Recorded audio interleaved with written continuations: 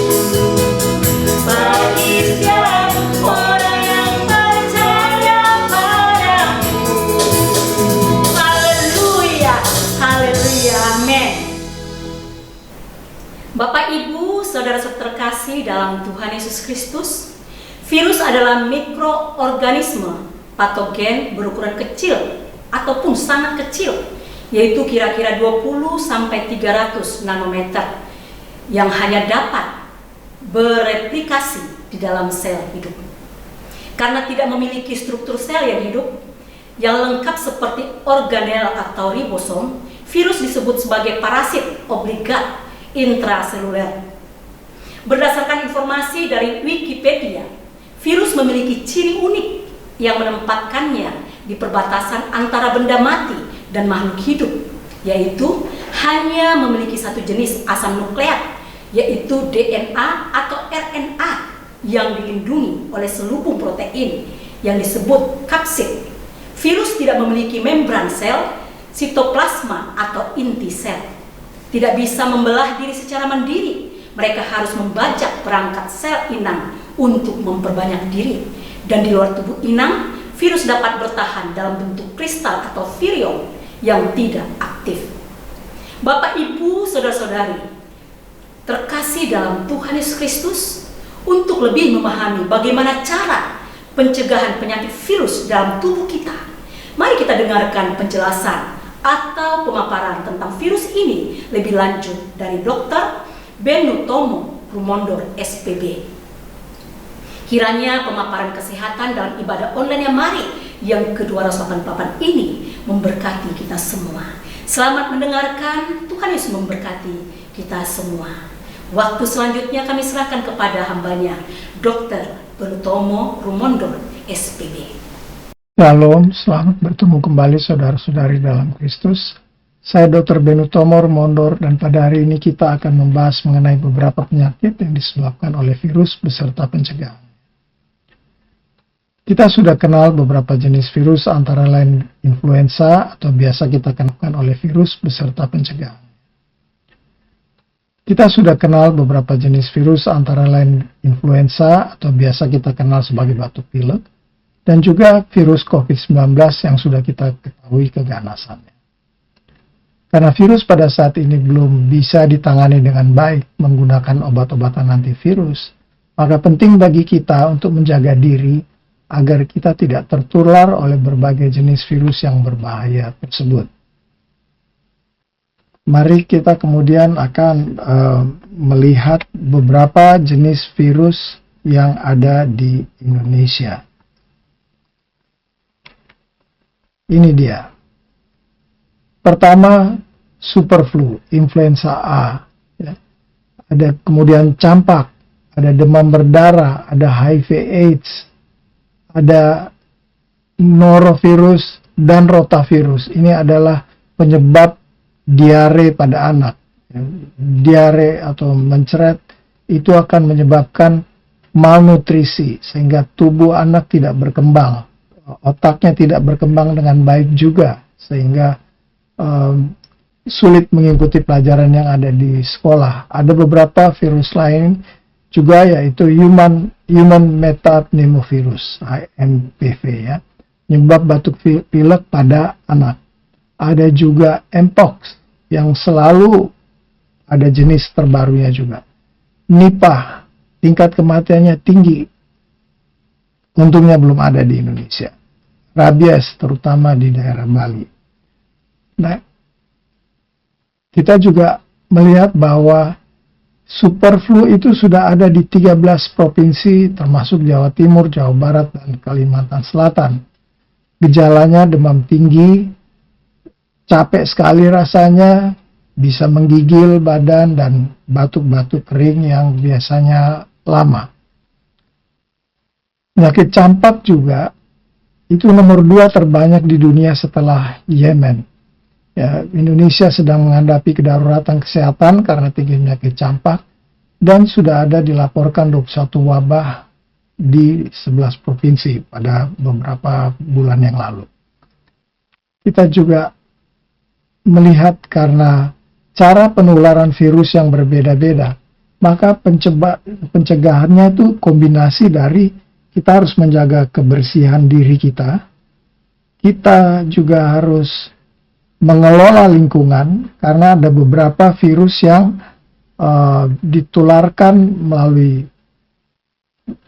nyamuk misalnya yang biasa terdapat banyak pada lingkungan yang dimana air tergenang itu banyak. Dan kalau toh kita tertular dan sakit, gejala-gejalanya sudah ada, maka penanganan penyakit yang tepat waktu akan mencegah kita bertambah parah karena penyakit akibat virus itu.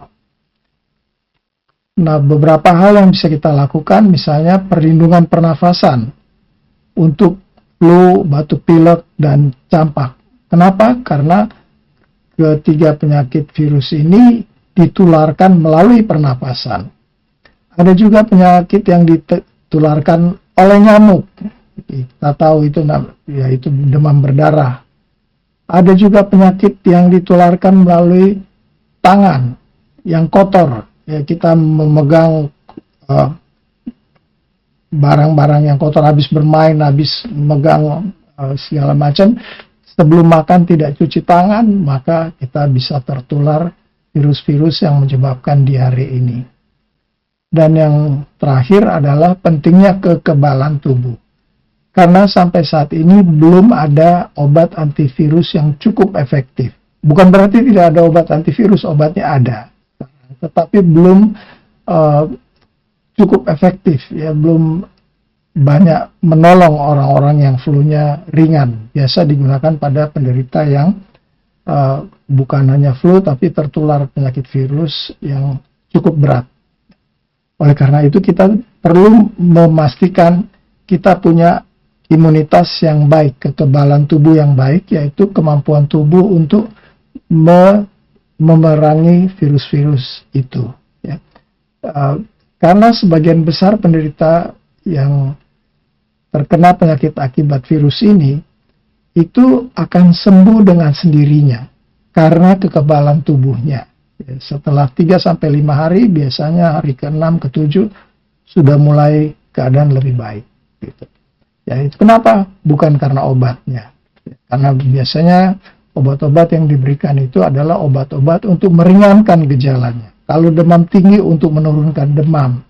Kalau mengeluh sendinya sakit-sakit, untuk mengurangi sakit pada sendi-sendi tersebut. Kalau kelihatannya rasanya lemah dan apa, mungkin dikasih vitamin. Tapi itu bukanlah obat-obatan untuk membunuh virusnya, tetapi untuk memperbaiki keadaan kita saja. Jadi sebagian besar virus itu kita bisa sembuh karena kekebalan tubuh kita sendiri. Perlindungan pernafasan, nomor 1, ini yang bisa kita lakukan.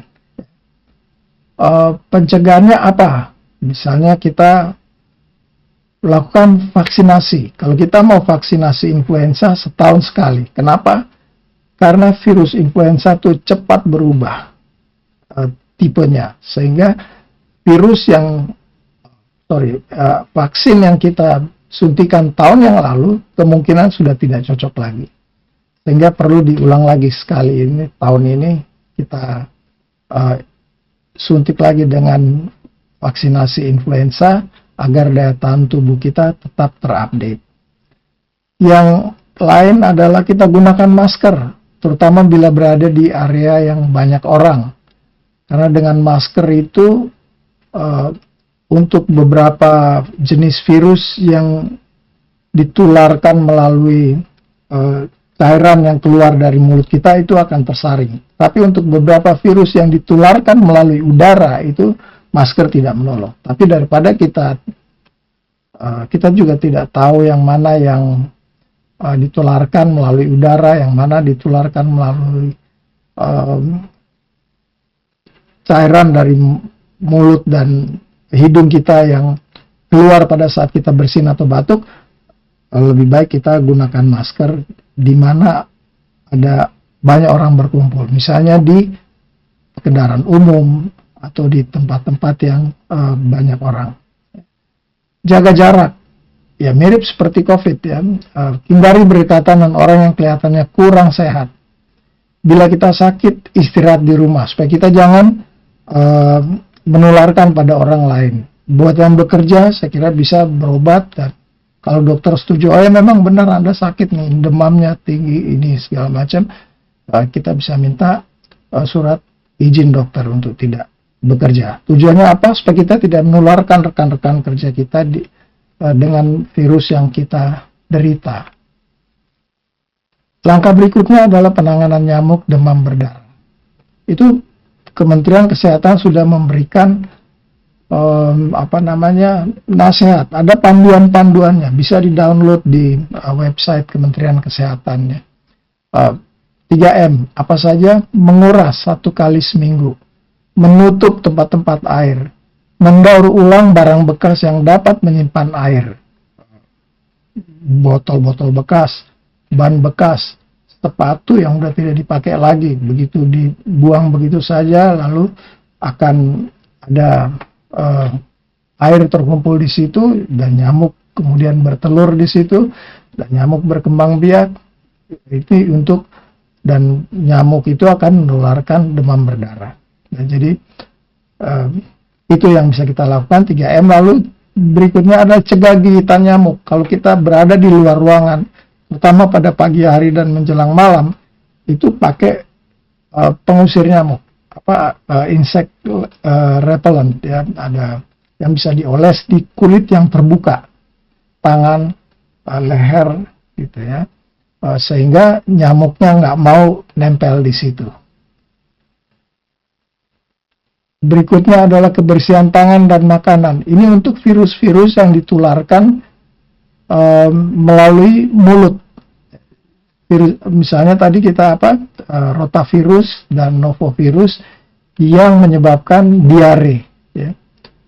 Cuci tangan itu yang baik adalah menggunakan sabun dan air mengalir dengan waktu lebih dari 20 detik. Jadi kita bisa berhitung lah sambil cuci tangan 1001, 1002, 1003, 1004, 1010, 1020, itu baru kita bisa selesai. Dan ada teknik mencuci tangan yang baik gitu ya. Nah, terutama apa? Setelah buang air atau sebelum menyiapkan makanan, apa mengambil makanan, apa menyediakan makanan untuk orang lain, apa masak gitu ya, itu juga harus kita cuci tangan dulu. Nah, kita kan bisa pakai hand sanitizer, apa yang cairan itu dioles sebentar kumannya mati begitu ya. Tapi ternyata itu tidak bekerja sebaik kalau kita cuci tangan menggunakan air yang mengalir dan sabun ya. Jadi bukan air yang di waskom, tapi air yang ngalir. Itu. Jadi kita selalu dapat air yang baru karena air yang di waskom mungkin orang lain udah cuci tangan di situ, kumannya tetap di situ saja ya. Jadi itu bisa tetap membuat kita tertular. Kemudian yang berikutnya adalah keamanan makanan. Ya. Buah dan sayuran itu perlu dicuci dulu sebelum diolah.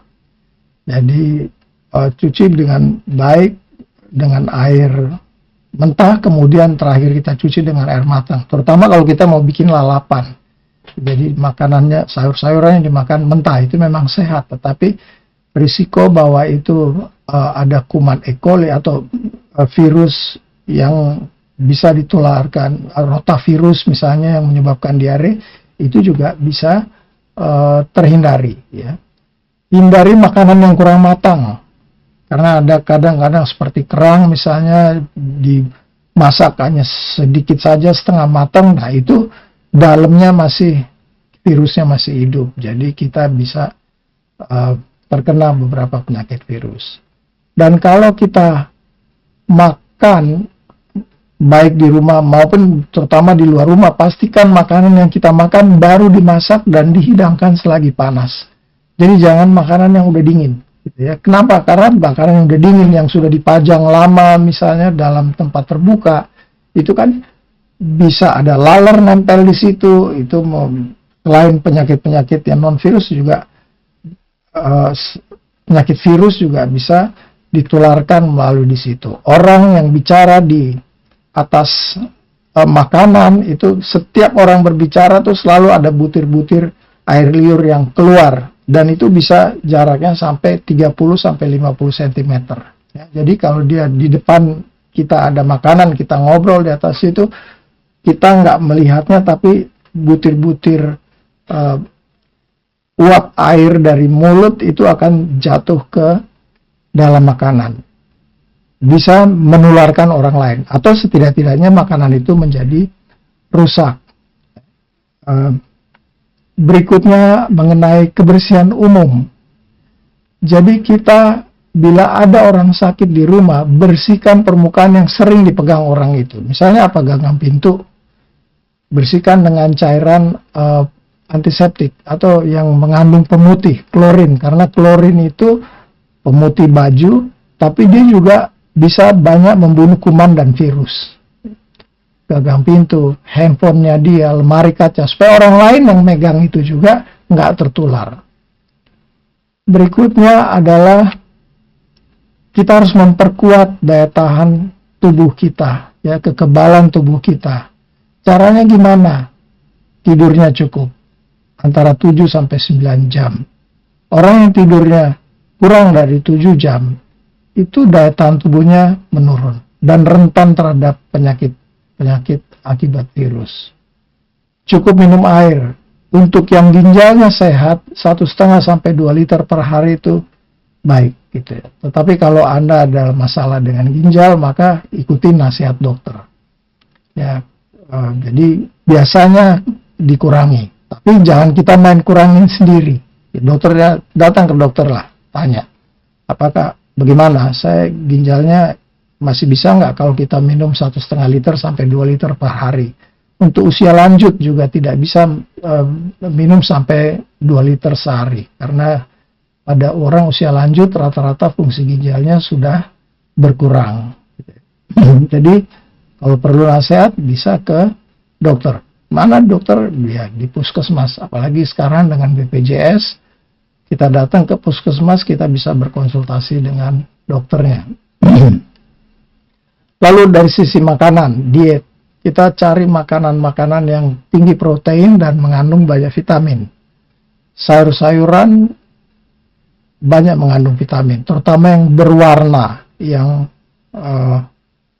berwarna itu juga selain vitamin banyak hal-hal yang lainnya juga yang baik untuk kesehatan tubuh kita. Tinggi protein karena sistem kekebalan tubuh kita memerlukan protein yang cukup. Lalu kemudian berikutnya adalah penanganan dini.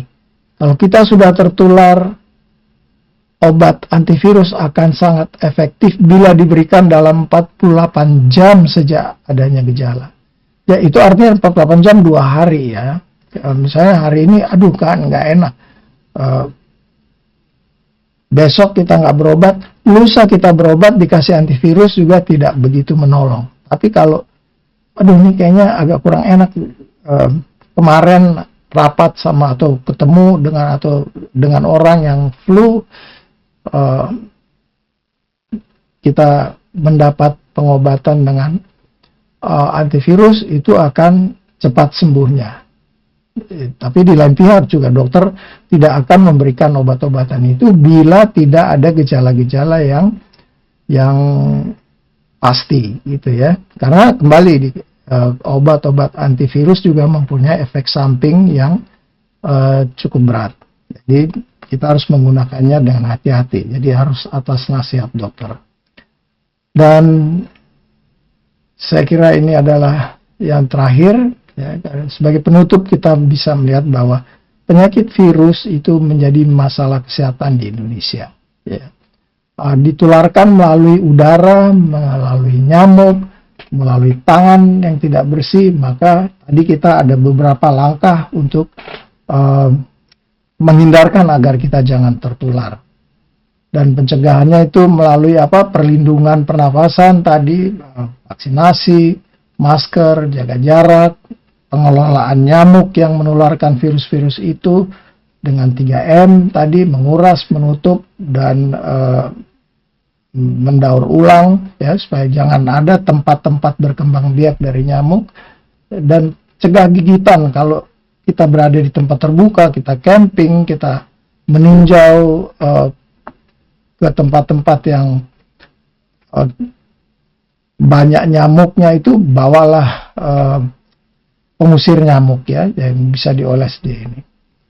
Kebersihan tangan dan makanan ya, untuk mencegah agar kita jangan diare, terutama anak-anak harus diajar dengan baik bahwa sebelum menyentuh makanan harus cuci tangan dulu menggunakan air dan sabun dengan air yang mengalir, bukan cuci tangan di baskom. Ya, karena itu ya kalau kepepet apa boleh buat daripada enggak, tapi sebisa-bisanya jangan karena kurang efektif. Dan yang terakhir tadi kita bahas adalah bagaimana meningkatkan kekebalan tubuh dengan tidur yang cukup, dengan gizi yang baik, maka kekebalan tubuh kita akan meningkat dengan cepat.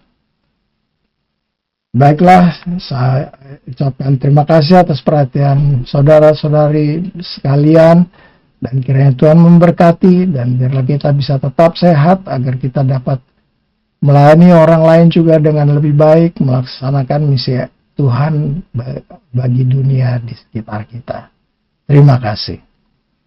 Para pemirsa terkasih dalam Tuhan Yesus Kristus, baru saja kita mendengarkan pemaparan sesi kesehatan dengan tema pencegahan penyakit virus yang disampaikan oleh hambanya Dr. Benutomo Rumondo SPB, Mitra Yamari dari Klinik Lentera GKI Pamulang. Kiranya apa yang telah disampaikan oleh hambanya memberkati kita semua. Amin. Kami mengucapkan terima kasih kepada Dr. Benutomo Rumondo SPB yang telah memaparkan materi sesi kesehatan di ibadah online Yamari yang ke-288 ini. Tuhan Yesus memberkati dokter, keluarga, pekerjaan, dan seluruh pelayanannya.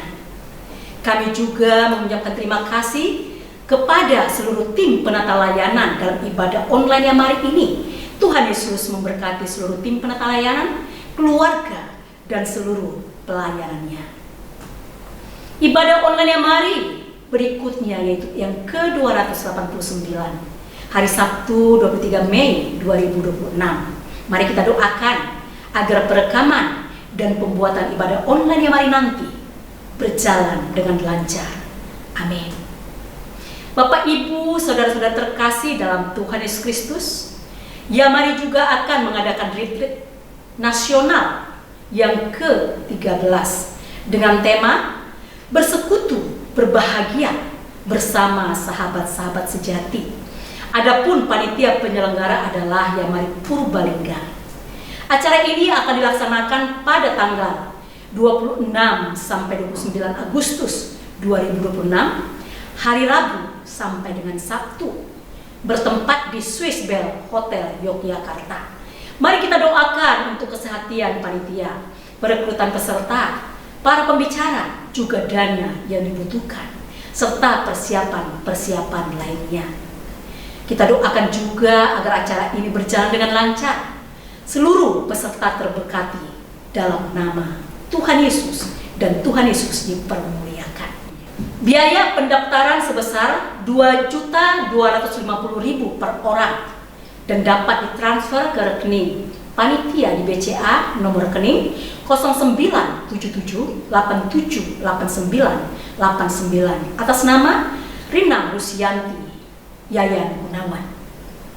Bagi Bapak, Ibu, saudara-saudari yang ingin bergabung dalam acara retreat nasional yang hari ini, dapat mendaftar ke panitia pendaftaran di WA 0813 1069 9009 Evangelis Mariati Sitorus dan 0857 2171 7183 Ibu Maria Lowanita.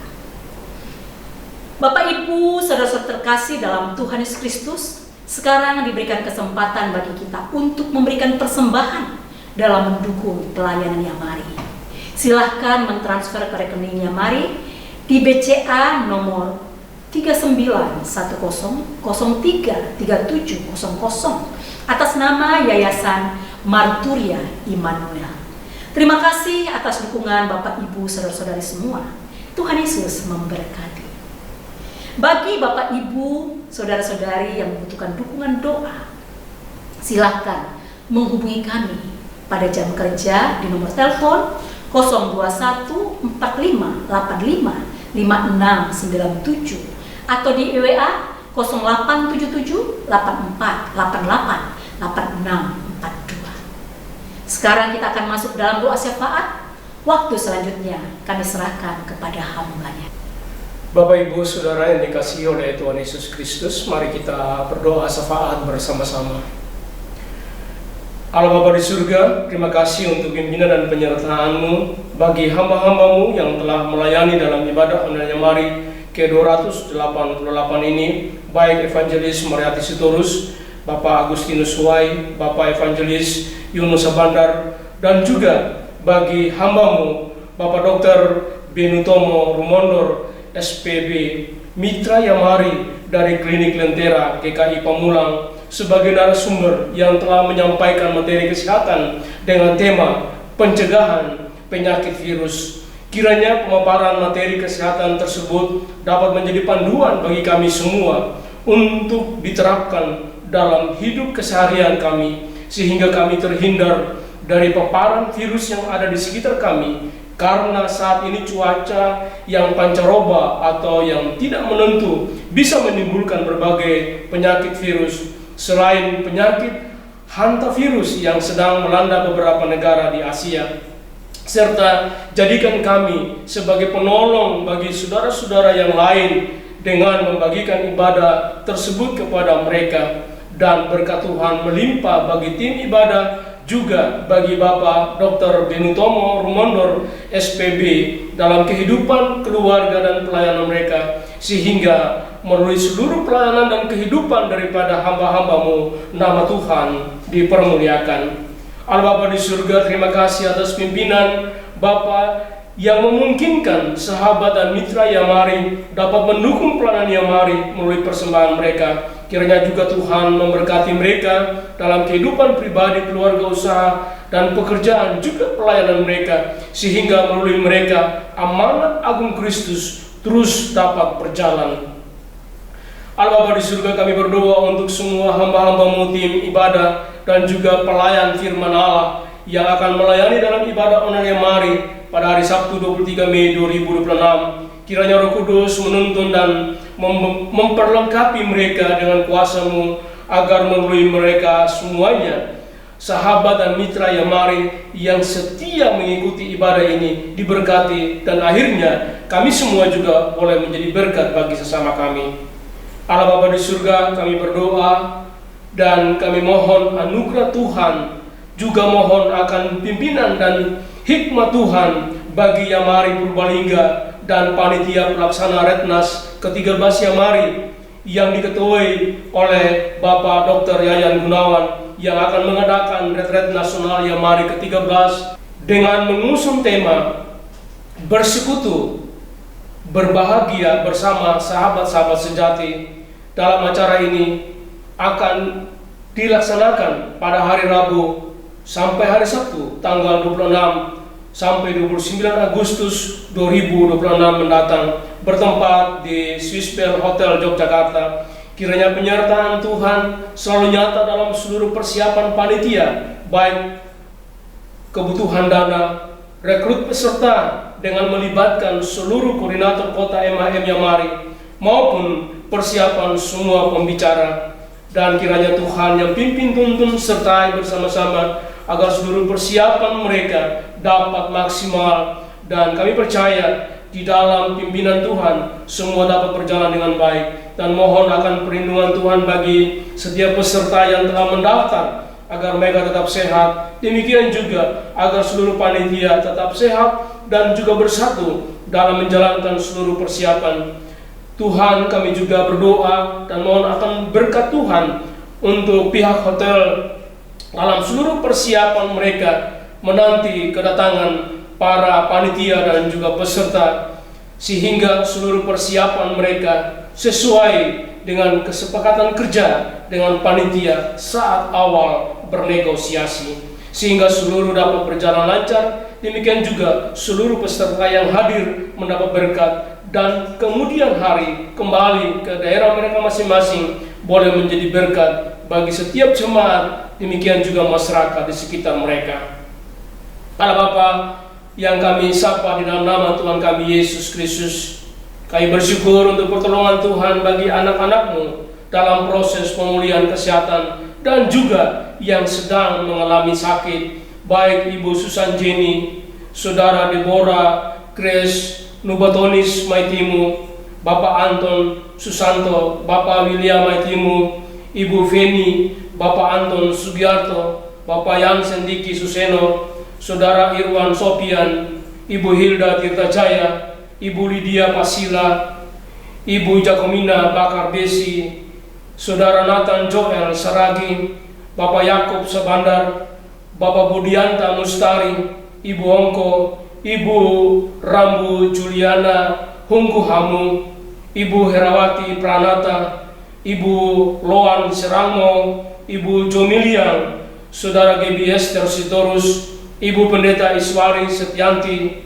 Bapak Pendeta Paulus Mardoyo, Bapak Setiawan Atmaja, Ibu Ria Carolina Tadu. Juga kami berdoa bagi Bapak Binarto yang akan menjalani kontrol kesehatan untuk selanjutnya akan operasi penyambungan tengkorak. Tuhan berkati, Tuhan sertai, Tuhan bersama-sama, sehingga seluruh kontrol oleh dokter dapat berjalan dengan lancar. Demikian pula kami berdoa dan menyerahkan untuk Ibu Bekti Widi Nurani dalam pengawasan Dr. Rudi Yunanto dan seluruh tim medis di Rumah Sakit Primaya Bekasi Barat setelah operasi pemasangan pen di tulang belakang pada hari Rabu 13 Mei. Kiranya Tuhan kuasa bilur-Mu jugalah yang menyembuhkan anakmu. Demikian juga kami berdoa bagi anak Keegan Jen Kusmulyadi, anak dari Bapak Gredi Kusmulyadi dan Ibu Feli, bulan Juli 2026 akan operasi penyambungan tenggorokan dan lambung. Ya Bapa yang penuh kasih,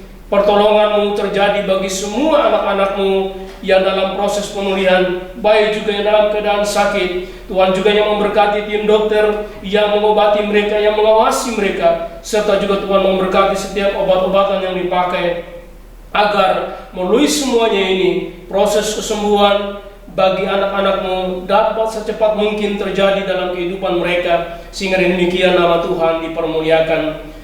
Demikian pula saudara-saudara kami, sahabat dan mitra Yamari yang terdapat kami sebutkan nama mereka masing-masing yang saat ini sedang mengalami sakit dan maupun yang sedang dirawat di rumah sakit maupun di rumah. Kiranya kuasa Tuhan menjamah mereka serta memulihkan mereka dari setiap sakit penyakit yang mereka deritakan. Demikian juga semua keluarga yang merawat, Tuhan berkati, Tuhan sertai, dan Tuhan bersama-sama dengan mereka, agar dengan pendampingan keluarga mereka terus mendapatkan kekuatan ilahi untuk sungguh-sungguh terus berhadapan dengan sakit penyakit. Dengan memohonkan pertolongan Tuhan, maka mereka boleh mendapatkan kesembuhan secara cepat mungkin. Demikian juga mereka yang saat ini mengalami berbagai persoalan dalam kehidupan rumah tangga, persoalan dalam pekerjaan, usaha. Kiranya pertolongan Tuhan Allah yang hidup itulah yang selalu mereka harapkan, dan juga yang dapat memberikan jalan keluar kepada mereka dari setiap persoalan yang mereka hadapi. Allah Bapa di surga, kami berdoa bagi bangsa dan negara kesatuan Republik Indonesia, serta pimpinan dari pusat sampai ke daerah, dari Bapak Presiden Jenderal TNI Purnawirawan Haji Prabowo Subianto, Wakil Presiden Bapak Gibran Raka Buming Raka, dan Menteri Kabinet Merah Putih, anggota MPR, DPR, DPD, Gubernur, Bupati, dan Wali Kota, sampai kepada RT RW.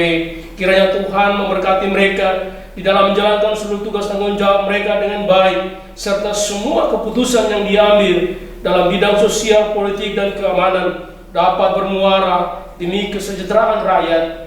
Serta kami berdoa dan mohon anugerah dan pertolongan Tuhan bagi TNI Polri dalam seluruh tugas tanggung jawab mereka, agar mereka tetap bersiaga dalam menjaga dan melindungi bangsa dan negara kesatuan Republik Indonesia dari berbagai hal-hal yang sangat mengganggu kesatuan dan kedaulatan NKRI. Juga saudara-saudara kami yang saat ini mengalami berbagai bencana alam, kiranya juga Tuhan memberikan mereka kekuatan, kemampuan apabila mereka berada di tent-tent ataupun di tempat-tempat pengungsian. Tuhan berkati sertai, dan juga Tuhan memberkati seluruh pemerintah daerah dan LSM di dalam menolong dan meringankan beban daripada saudara-saudara kami yang berada di tempat pengungsian. Allah Bapa di surga, inilah doa dan permohonan dan ucapan syukur kami kepadamu, dan doa ini kami panjatkan tidak demi nama lain, hanya demi nama Yesus Kristus Tuhan, Allah yang hidup, Tuhan dan penjawab doa yang pasti, serta juru selamat kami. Amin. Bapak, Ibu, saudara-saudara terkasih dalam Tuhan Yesus Kristus, kita akan mengakhiri ibadah online Yamari yang ke-288 ini. Sebelum kita menutup ibadah dan menerima doa berkat, mari kita menyanyikan pujian Sekali Yesus, Selamanya Yesus.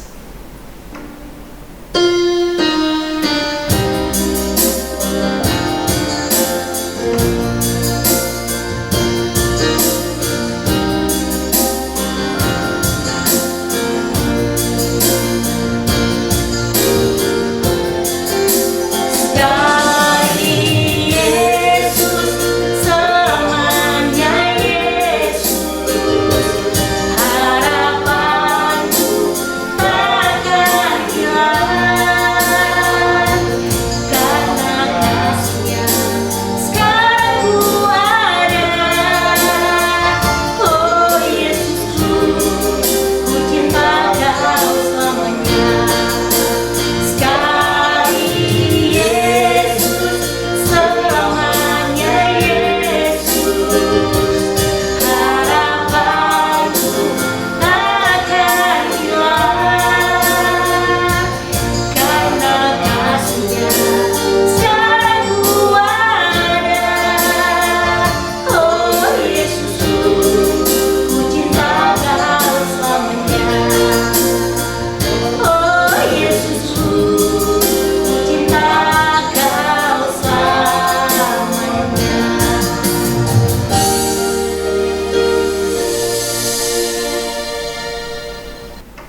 Bapak, Ibu, saudara-saudari terkasih dalam Tuhan Yesus Kristus, mari kita akhiri ibadah online yang mari yang ke-288 ini. Mari arahkan hati, pikiran, dan seluruh hidupmu kepada Tuhan. Dan terimalah berkat yang daripada Allah Bapa kita. Tuhan memberkati engkau dan melindungi engkau. Amin. Tuhan menyinari engkau dengan wajahnya dan memberi engkau kasih karunia. Amin. Tuhan menghadapkan wajahnya kepadamu dan memberi engkau damai sejahtera. Amin. Kasih karunia yang dari Allah Bapa, anugerah yang dari anaknya Tuhan Yesus Kristus, dan persekutuan dalam Roh Kudus menyertai kita dari sekarang dan sampai selama-lamanya, sampai Maranatha Tuhan Yesus datang untuk yang kedua kalinya, menjemput orang-orang kudusnya dan membawa kita masuk dalam kerajaannya yang kekal. Haleluya. Amin.